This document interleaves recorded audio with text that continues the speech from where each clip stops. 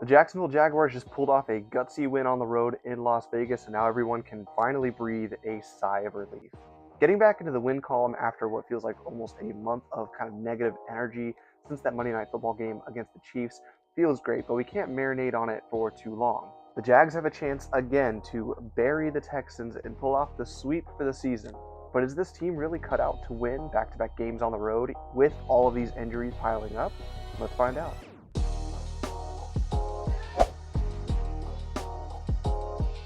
Welcome back to Jags Japan. This is the Week 10 preview show that we do here every single week. This week, we're going to break it down. As always, Jags got a nail-biting win over the Raiders in overtime, so we'll dive a little bit more into that game again, what it means going forward. Take a look at the AFC South as always. Look at some major storylines going into the trade deadline today, the moves the Jags made or didn't make.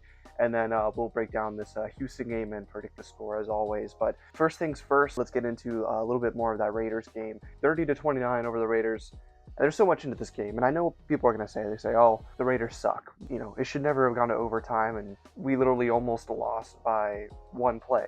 Obviously, DeWan Hamilton doesn't make that play, we lose. And the thing people have to remember is that this is the NFL.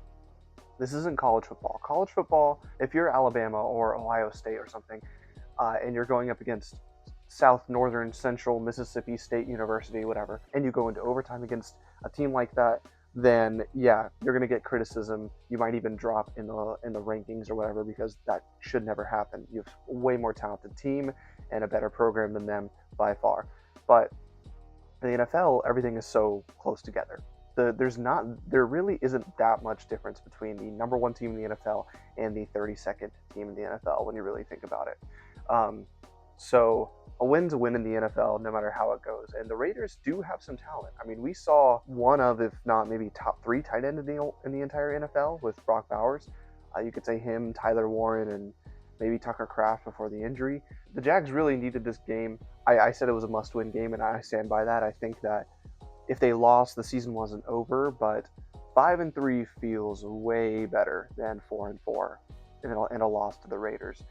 4-4, you're teetering on the edge. You have a tough game this week against Houston, and then a tough game back at home against the Chargers. That 4-4 could easily turn into 4-6, and look out, the season's derailing and spiraling down before you even begin. I think that would have been very demoralizing, deflating for this team, this franchise, this regime, which I think is already trying to fight through a lot of adversity going into last week. We got to talk about what happened last Friday. I know I didn't get to touch on it a whole lot in the post-game show. The Travis Hunter injury goes on IR. Really stung, and still does, as you know, this passing game and passing defense continues to struggle. And I think he's sorely missed on both teams. He's really like the one player where, miss him, you just lost your best wide receiver and best cover corner in one player. We did get some really good news that he actually may be able to come back this year as his ACL is still intact. It wasn't torn, but you know, we haven't really gotten any news on it besides that. The Jags have been pretty close to the vest when it comes to injuries. They're pretty much, you know, what you see on the injury report is what you're going to see. Travis Hunter has to miss at least 4 games. We'll see if he actually does come back this year. And if he does, it's going to be a question of how explosive can he be if his knee isn't doing well. And do we put him out there and risk a possible greater injury for rushing him back too much? You know, that's something that they're going to have to kind of figure out. But the big question, you know, to me is, with him out, where does this offense go without him? You know, he's needed badly on defense as well. He's our best cover corner. I think him on our defense does change a lot of things in the secondary, especially with all the injuries right now. But obviously his biggest impact going forward is on offense. The receiving core struggling a lot this year. He was coming off his best game, and all signs were pointing that they were going to start feeding him the ball, making him the featured number one wide receiver. Everyone was really excited for that. And of course, as soon as that happens, he goes down in practice too. In practice, which is one of the worst parts, because it's like, let alone if it were to happen in a game, but in practice, really, that just was a huge gut punch to the Jags. And that win over the Raiders gave us a little bit of positive energy, because the last 3 weeks was rough, in my opinion. Lose badly to Seattle, lose badly to the Rams, and then you go into a bye week with all that negative energy, and then Travis Hunter gets hurt, so your top weapon gets hurt, and then And then Sunday morning, the Trevor illness and everything, but thankfully they were able to get out of that with a win. The bottom line is, I think someone has to step up on this receiving game and this passing game, or I think the Jaguars need to go out and get someone who can, because if not, I think this passing game is going to continue to struggle. We'll see about the trade deadline. I'm filming this Tuesday morning. I know the trade deadline's at 4:00. If anything happens, maybe I'll edit something in, but it doesn't look like the Jags are going to possibly get someone today. I'd be surprised if they do. The question is, should they? I think they should. But we'll see about that. But yeah, Sunday around noon when I first got there, saw the reports that Trevor has an illness and there's a possibility he might not play. I kind of got that dread in that pit of the stomach that, oh gosh, the Jags are going to lose to the Raiders. We're going to fall to 4-4.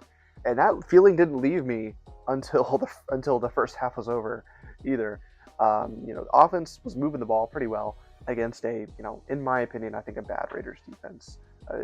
I've seen some mixed reviews. Some people say it's better than expected, or some people will say it's really bad. To me, I don't think it's that good. But then you get into the red zone and to turn the ball over at the 2-yard line like that. Trevor has that tendency to do that a lot in his career. We thought we were kind of over that after year 2. Here we are, year 5. Bad decision making, just a devastating turnover. And that's when I thought, like, okay, this is a game that the Jags lose. They always lose a game like this. They're going to disappoint us out in the West. But the defense held on and kept the score to 6. We obviously got a really big break with the missed extra point. And then after that, the offense turned it on. A really cool stat to see was that after that interception, the offense scored on every single drive after that. We haven't seen the offense work that efficiently at all this year, in a really long time, actually. It wasn't pretty. It wasn't all, flinging the ball all around the yard and big passing numbers and huge days by our wide receivers. It was ground and pound, ETN, Tootin, and Trevor a few times getting it done with their legs, gaining chunk yardage, and just setting up a few nice clutch passes from Trevor Lawrence to a much maligned receiving group. Still dropping balls at times, which is really frustrating to see. I think we definitely had an easy walk-in touchdown by Hunter Long if he catches that. And I counted about 2 or 3 more from De'Ami Brown and I think another one from Hunter Long. I'm not sure exactly, but I counted at least 3 or 4 drops again in that game. But they did play just well enough to kind of stay in there and keep scoring. Stepped up in a few big moments, got some points on the board. I will say that after that god-awful interception that Trevor did, which there's no excuse for that, I think he actually had a solid game. Not necessarily stats-wise, obviously, if you're box score watching, Trevor Lawrence is like the worst box score quarterback you'll ever see. You look at his box score after a game and it'll be like 27 for 50 for 210 yards and an interception, and you're like, wow, he sucks.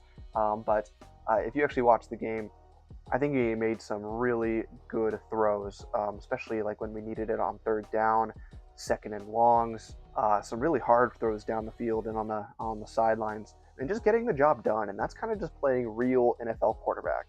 And it wasn't the best, but, when we needed a big drive, he went down and scored every single time in the second half, basically. Because the first half, the defense was keeping us in the game while the offense was trying to, get points.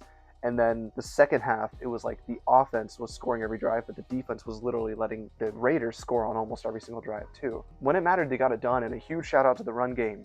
Travis Etienne, I think one of the best days I think I've ever seen from him, showing a lot of toughness on those runs. I love that they finally got back to running the ball. Over 30 touches between Tootin and ETN. That's what I said in the preview. They need to do that to win this game. And I think that should be the formula going forward. I think we need, a minimum of 30 touches between the running backs. Trevor needs to use his legs more. Throw in a little bit of LaQuint Allen in there. He got a good run on a 3rd down. And then use that to maybe set up to get our receivers a little bit more open and slow down the pass rush for our offensive line. As for the defensive line, I think it was pretty rough in the second half, obviously. The defense looked bad, and it's definitely a little bit of concern going forward. There were a few key plays that was made, thankfully. I think that basically won us the game. I said this after the game, but I think the identity of this defense is kind of set for the year. I think that they stopped the run well. They really haven't had a game where they've just gotten absolutely gashed in the run game. So I think they're really good at stopping the run. But in the passing game, they do get gashed. And just really not enough talent right now in the secondary with Travis Hunter out, Eric Murray out, no Jordan Lewis for most of that game, and no Devin Lloyd for the last few weeks. Really exposed our secondary. And then couple that with kind of a lack of pass rush that we've had. And I really think that kind of any offense in the NFL can really have their way with this defense. I remember my girlfriend said, it was like, wow, it looks just so easy. I didn't think the Raiders were a good team, but it looks like their offense is really good. And I will say that the Raiders offense does have a lot of really good pieces. I mentioned Brock Bowers, obviously, Jakobi Meyers. Geno Smith is, I think, a relatively okay quarterback at times. Ashton Genty out of the backfield. I mean, they were having their way with this Jaguar secondary. And I kind of said, well, I don't think it's so much that the Raiders are that good offensively. I think it's more the Jaguars are kind of right now that bad defensively in the passing game. However, their one saving grace is that they do make plays. Two huge defensive plays that kind of changed the game, in my opinion. I think the interception by Buster Brown when we needed it, that was a beautiful play. Right out of half, we got the momentum back with that awesome 68-yard record-breaking kick by Cam Little. And then right out of half, I think it was the second play, we got the interception. And then our offense goes down and scores. But then the second one, obviously, Devon Hamilton won us the game with that pass breakup. That was a huge play by a player that you don't really hear his name a lot, but who actually has been pretty solid all year in the run game. But if the defense can get healthy, I think, especially in the back end, Trayvon Walker can get back to being himself, not get ejected, and be able to use his hands more, get a more steady pass rush. I think they can be a little better, but I just think that's who they are right now on defense. They stop the run well, they can force turnovers, make a few plays, but I do not trust them in the fourth quarter. If the team is coming out passing, I think they're going to struggle. But also, again, special shout out to Cam Little doing what he did.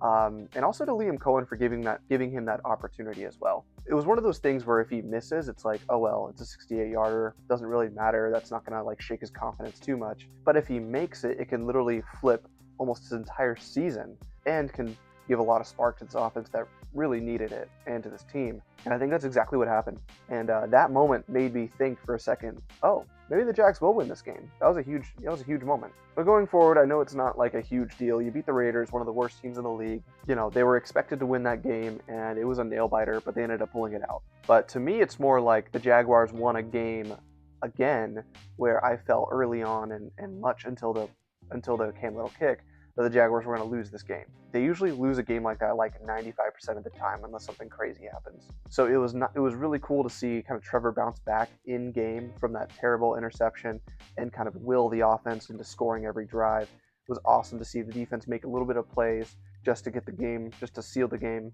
And in my mind, a win's a win. Nobody looks at the record at the end of the year and says, well, who did you beat and by how much? They just see the win column. And the Jags usually aren't in the win column. Just take our record from last year. Nobody looks at last year's record and sees 4-13 and looks at the 13 losses and says, well, who did you play? How much did you get beat?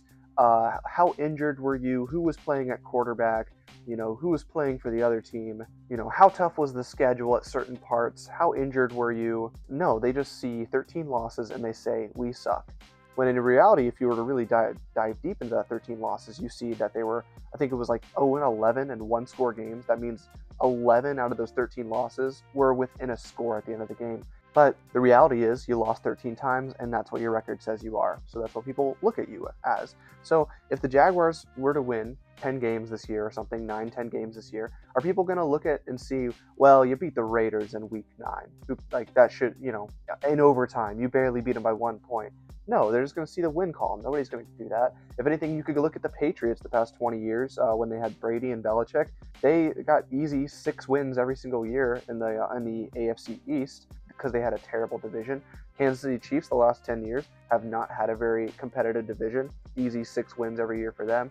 So at the end of the day, a win is a win, and the Jacksonville Jaguars don't win a lot. So just enjoy it, really. I'm going to celebrate players making plays.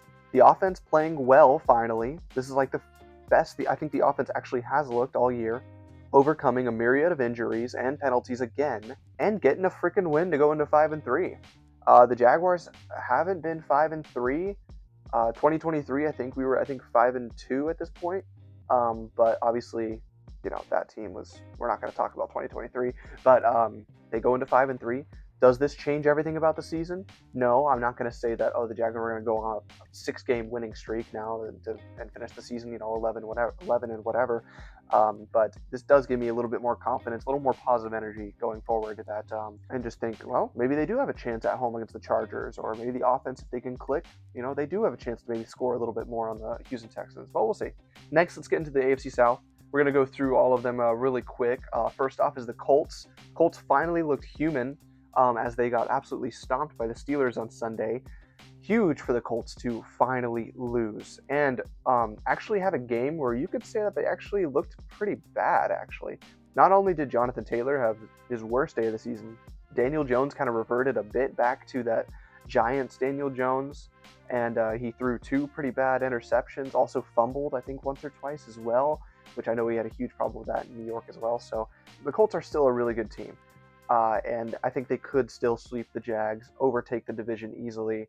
This could just been an off game, but in my opinion, the door finally is cracked open for the Jaguars at this point to possibly make a run at the division. Not saying it's going to happen, but there is a chance. And, if the Colts have peaked early on, which I've been saying for weeks, that there's no way they can keep up this amount of efficiency on offense. If you looked at their stats, they were literally number 1 in every statistical category, basically, in offense over this year. Like, the Daniel Jones Indianapolis Colts aren't going to be the best offense in history. At some point, they're going to regress. And we saw that against the Steelers, against a pretty solid defense with a good pass rush and decent secondary players. They did have a few Shane Steichen specials, players getting open. Daniel Jones did have some pretty good throws, but getting pressure to him off the edges on their tackles caused a lot of disruption and a lot of the turnovers that we did see. So, huge opportunity for the Jags to take that now that they're only about 1.5 games back from the Colts, I believe. They haven't had their bye week yet. So they are 7-2 while the Jaguars are 5-3. Meanwhile, the Texans, who the Jaguars played this week, they lost to the Broncos in a game that was really close, but they did lose C.J. Stroud to a concussion in the game as well. So Davis Mills came in. I think he performed admirably, but that Broncos defense is really good. So is the Texans defense, though. They kept the game really close, but right now they sit at 3-5 and really on life support for the rest of the season. I think this matchup against the Jags is a huge matchup, and I'll break that down shortly. But I do believe if the Jaguars do beat them, I don't think they can get out of that hole. But we'll see about that. Meanwhile, the Titans lost again. They stink. It was closer than I thought it would be against the Chargers. I actually haven't went back and watched that game. Maybe I will after this week when I break down the Chargers game. But the Titans are just really bad, and not worth going into it too much with them. But the Jags, like I said, sit about 1.5 games back. Close some distance there with the Colts. Those 2 games in December really could decide the division, but we'll see what the Jaguars do the next 3 games. I think this 3-game stretch with the Texans, the Chargers, and the Cardinals are huge. If they can get out of this stretch 2-1, that would be really good, really well to set them up for that division race. The Jags getting in the win column again has just kind of given us a ray of hope finally after, like I said, a month of negativity. Before we break down the next game, I do want to do my weekly Trevor Lawrence rant, as I always do.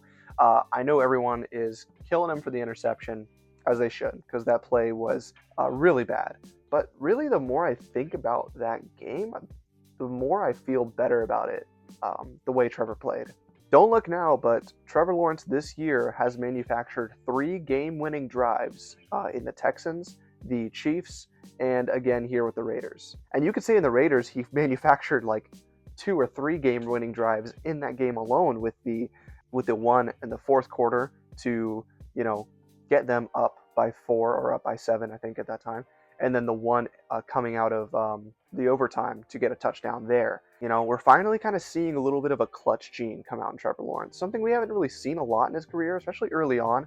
It felt like the Jags have the ball last, down by 4 or down by 7. Trevor's just going to throw like an interception on the first play or like sack fumble or something. We did see in 2022, he kind of had a lot of that clutch gene. I remember like some big comeback wins against like the Ravens, the Cowboys, pretty good comeback wins. Obviously the Chargers, that's like the biggest comeback. That's the biggest clutch drive, I think, of his career, clutch game of his career. And then same thing with the Chiefs this year. But he now has 11 career game-winning drives. Slowly becoming one of those guys where just get him the ball last, and he's going to make it happen somehow with his legs, with his arm. He's gonna do it. And all of this is without his top tight end in Brenton Strange, his top playmaker in Travis Hunter, and a really struggling receiving core outside of those 2. Struggling Brian Thomas Jr. Parker Washington had one of his best days as a Jag, but I wouldn't say he's someone that you need to like feature as a number 1 wide receiver. I know that I said a few weeks ago that Trevor Lawrence is just an average quarterback who needs everything in the offense to go right in order to succeed. And I think that may have been a little bit reactionary on my part, to an extent. But I really think Trevor really responded to a lot of the criticism that he's been getting over the past 3 weeks. I thought the criticism was a little unwarranted in the fact, as I agree that he wasn't playing very well, but it's not like he was having like these awful games. He was just missing a few throws and not really elevating the players around him. And that's what the criticism has been, is that we got this guy #1 overall pick. We thought he was going to be a Joe Burrow, a Patrick Mahomes, a Josh Allen, and elevate no matter who he's got. He's going to elevate it. Well, in that Raiders game, without his top tight end, actually without his second tight end either, Hunter Long went out for a majority of that game, and his top 3 wide receivers, De'Ami Brown, Brian Thomas Jr., and Travis Hunter, all out. Jaguars only down to 3 wide receivers in Parker Washington, Trammell, and Tim Jones making a comeback. He got the job done with that group. 1 tight end. They even said that they had to use jumbo packages because they didn't have enough tight ends in the game. And they got points every single drive in that second half with all of that adversity. And on top of that, having the flu. They said the reports were he was throwing up all night. I don't know if you guys have ever had the stomach flu. I can tell you the last thing you want to do is go out and play a football game, let alone an NFL football game, and be the quarterback. Heck, when I have the stomach flu, the last thing I want to do is just get out of bed. It's that bad. Hats off to Trevor.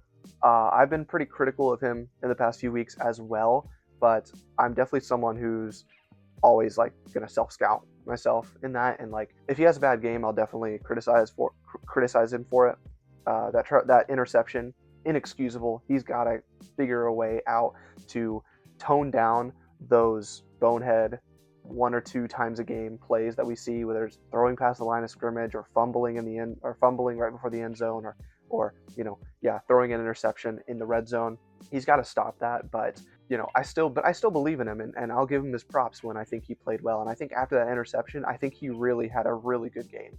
One of his best of the year, in my opinion. As for me, I still believe in him. I think he can be a really good quarterback in this league, but in my mind, I think he's still developing. Even though he's 26 years old and a 5th-year quarterback, I think with all the stuff that's happened in his career, I think he's still a developing quarterback in this league. It's a new system. I think I think he can really hit his stride in the coming years to be kind of a true, dependable, possibly top 10 franchise quarterback as he learns the system more and gets better play from his playmakers around him, as well as you kind of need that to be, in my opinion, to be a top 10 quarterback. You need people around you to also play well as well and help you out at times. Anyways, moving on to kind of some trade deadline talk. Like I said, as of recording this, it is currently Tuesday morning right now, so there's still a chance that they do make something happen soon. I would love for them to make a move at receiver if they could. I don't think they're going to get somebody like Chris Olave or Jalen Waddle, but maybe someone like Jakobi Meyers or pass rusher would be huge as well. Someone like Bradley Chubb, like Von Miller, something to get the defensive pass rush a little bit better. And then and I'd even take maybe a safety such as Minkah Fitzpatrick, a tight end such as Zach Ertz. I know they were going to go after Musgrave. There was reports of that, but then Tucker Kraft got hurt. It's a really unfortunate injury for him and also for the Jags, because I think they would have made that deal happen. If it does happen, I'll kind of edit it in right now. And would you look at that, the Jaguars did actually make a trade today. While I was editing this video around noon, I did see that the Jaguars did acquire Jakobi Meyers from the Raiders in exchange for a 4th and 6th round pick. I think this was the perfect trade for the Jaguars right now. I think that the Jaguars really needed help at pass catcher, as I highlighted many times in this analysis. And I think Jakobi Meyers is someone that help a lot as just a reliable wide receiver. He can run any route over the middle, very physical, is not afraid to get into those, heavy traffic areas over the middle. He's only 28 years old, a little bit on the older side for a wide receiver, but he did top 1,000 yards last year in 2024 with the Raiders, and has been pretty reliable for the New England Patriots the years before that, at least getting 50 catches and 700 yards in each of his final 3 seasons there. With Travis Hunter on injured reserve, we don't know when he will come back, and with kind of the struggles that a receiver room has had, the injuries that we've had to Brian Thomas Jr., to De'Ami Brown last week, Parker Washington really being our only reliable wide receiver, I think it was paramount that the Jaguars had to bring someone in, because I just didn't know if they had enough talent on the roster to step up and fill those roles. So huge move for the Jaguars. I really don't think they gave up too much. I know originally that Las Vegas was looking for like a day 2 pick, like a second or a third. So to be able to give up 2 day 3 picks, which we got plenty of those, that really has no impact on the Jaguars' future, in my opinion. He will be kind of a rental, 1-year rental. I'll be curious if the Jaguars do end up paying him. We'll see if that happens. But when you look at the wide receiver group now with Meyers' addition, I think you can say it's a pretty solid group now. Meyers will come in as clearly, I think, wide receiver 2 or 3, while Brian Thomas kind of gets back up to speed through his struggles, through his injuries. Dyami Brown is still going to be kind of that gadget speed sweep guy, a few times a game, gets a few targets. Parker Washington has proved to be pretty reliable as a wide receiver 2 or 3 as well. But adding Jakobi Meyers just bolsters this entire room, I think, a lot, and gives Trevor Lawrence, I think, a really good security blanket, while Brenton Strange is still dealing with injury as well. So huge for the Jaguars. Great job, James Gladstone. Again, a little bit of that F them picks mentality, but I love it because, it just shows that they are willing to kind of go all in on this year, and they believe that this team can win, can make a run in the playoffs. It'll be interesting to see if Jakobi Meyers can really get up to speed in this offense. This is a very complicated offense, and we'll see if he's even going to be playing this week against the Texans, or if he does play, what's his route tree, what kind of limitations are they going to put on him. But at least in the next few weeks, get him more up to speed and be a very reliable pass catcher. And who knows, if Travis Hunter does come back, you're looking at a receiving group that has Travis Hunter, Jakobi Meyers, Brian Thomas Jr., Dyami Brown, Parker Washington.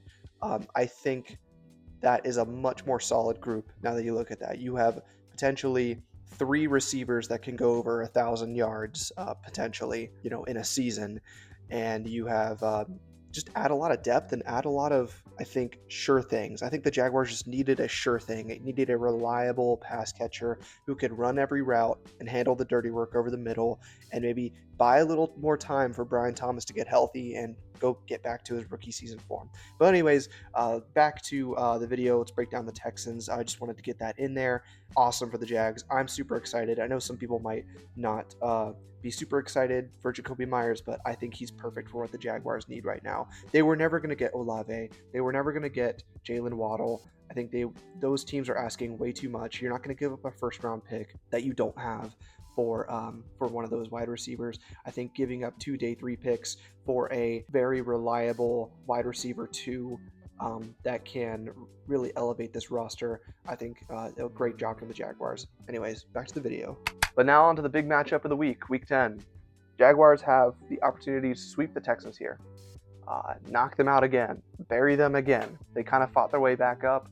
The Texans offense kind of found some strides. Their defense is playing incredible. And so now they're 3-5.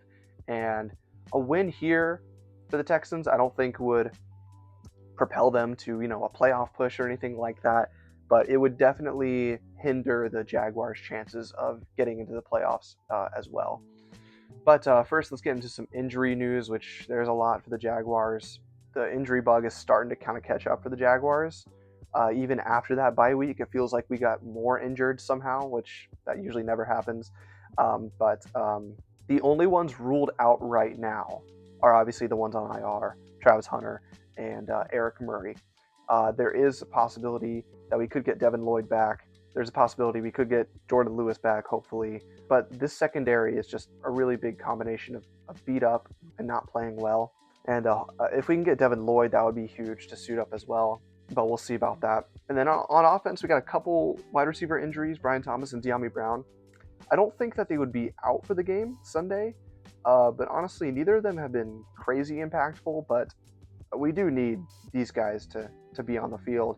And I know, Brian Thomas especially looks like he's battling through a lot of injuries right now, and could be a big reason why he maybe hasn't been himself this year. All those injuries are starting to pile up on him, and he's fighting through it. So hopefully he can get on the field. But either way, the offense needs to find some way to kind of get the passing game going. We're just going to need guys to step up, next man up, as Liam Cohen would say. And then on the Texans side, I think all the attention goes to CJ Stroud. suffered a pretty rough concussion. His status is questionable.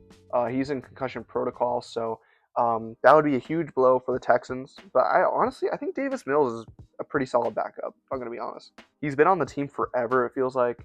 Feels like he's been on the team for so long, and he's kind of been a Jaguars killer, not going to lie, besides like 2022. But I remember like the 2 years before that, he like swept the Jaguars 2 years in a row. Now the Jaguars sucked, but the Texans also sucked too. I think CJ Stroud's not having a good year. He's regressed a lot from his rookie year and continues to. The offense did kind of get on a little bit of a spark in the last few weeks, but I think there's really not that big of a gap between CJ Stroud and Davis Mills right now, in my opinion, especially with how the offensive line is playing. But besides that, they're pretty healthy. But whenever your QB goes down, it can be pretty scary. But let's get to the Jaguars offense versus the Texans defense. And there's no question that the Texans have probably the best defense in the NFL. They are ranked 4th in passing defense and 5th in rushing defense. So you kind of can't really move the ball on them at all. And with our offense, who already struggles, in my opinion, this looks like a pretty bad day for the offense coming. I've already broken down this defense earlier in the year. Things haven't changed much in regards to this defense. I thought early on, I was like, oh, if the Jaguars can run the ball, they had some aging interior defensive linemen. I was like, oh, if we can run up the middle, and then set a play action pass with the aggressive linebackers. I think that's still the game plan for this week. But the Texans are pretty much elite at every level, and it's hard to run on them too. So, I mean, that's going to be my key for the game. The winning formula: run the ball. We need another combined 30 touches from Etienne and Tootin. Even if they're not working, just this game is going to be a defensive battle. Be smart with the football, gain chunk yardage when you can on the ground, and then take your shots when you can against the secondary, which is very hard to get shots on. But that's kind of all I got for the offense versus the defense. This Texans defense is very suffocating. The offensive line did play very well against them in week 3, and they're going to need to have one of their best games again, because this pass rush is crazy good. And their secondary is also really good as well. And so is their linebackers. And there's not much else to say. The Texans defense is just really good. The Jags offense is really going to need to be on the P's and Q's.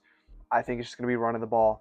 And I think Trevor's going to have to step up, be that franchise quarterback. Our wide receivers are going to have to step up, get open, catch the ball, don't fumble, stuff like that. But flipping it over to the Jags defense against the Houston offense, I think it all starts with the offensive line here.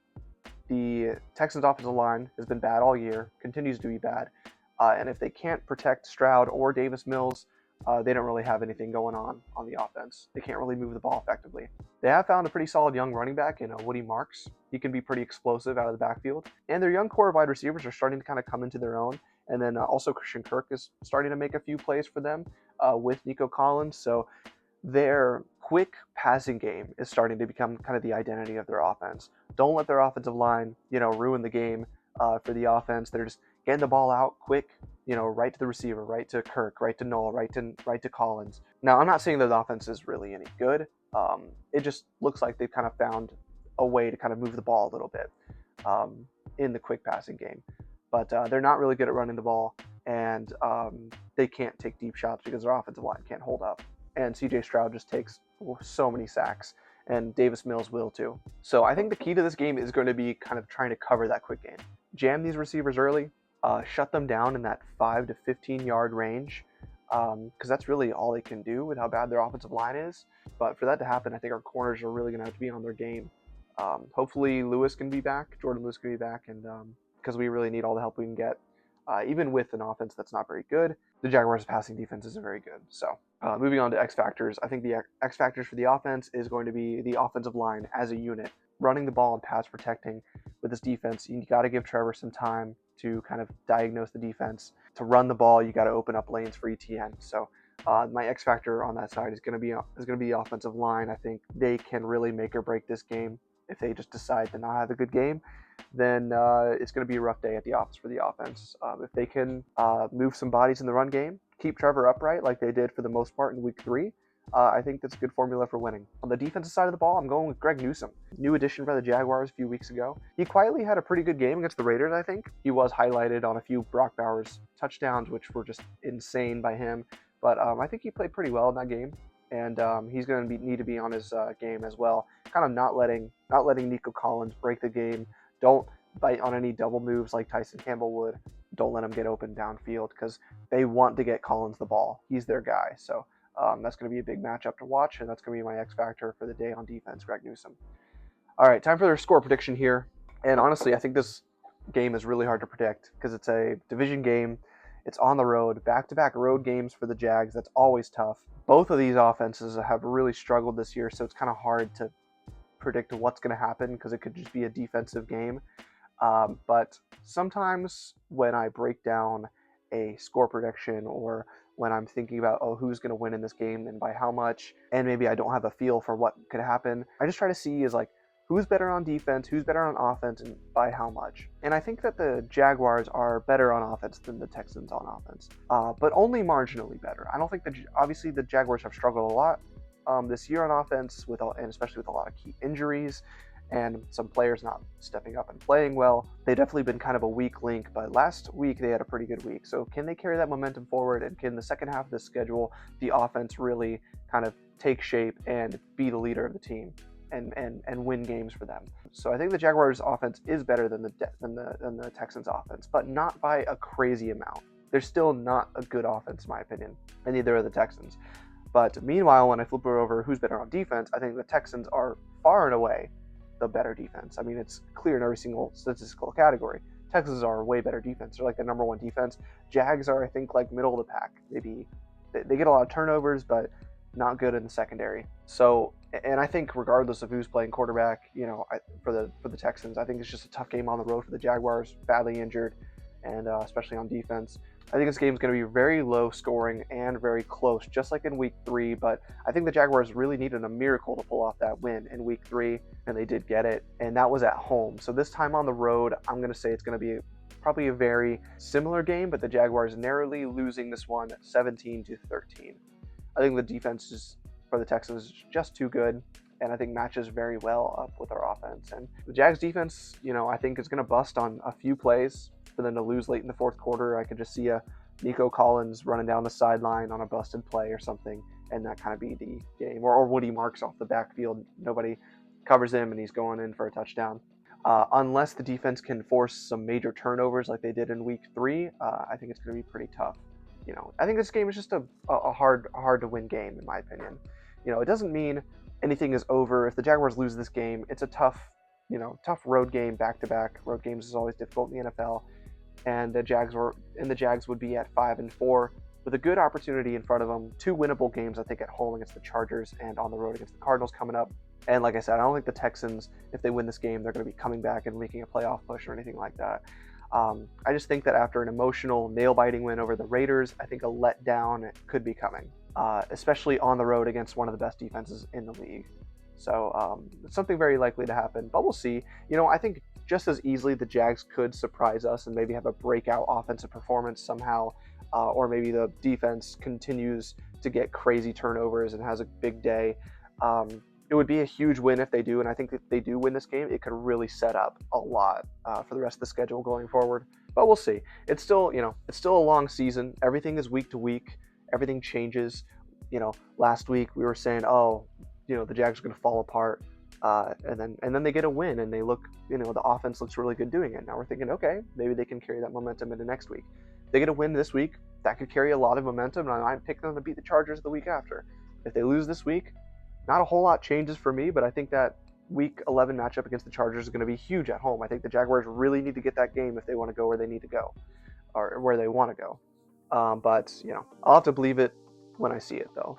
Right now, I think nothing changes a ton for me after they beat the Raiders in overtime.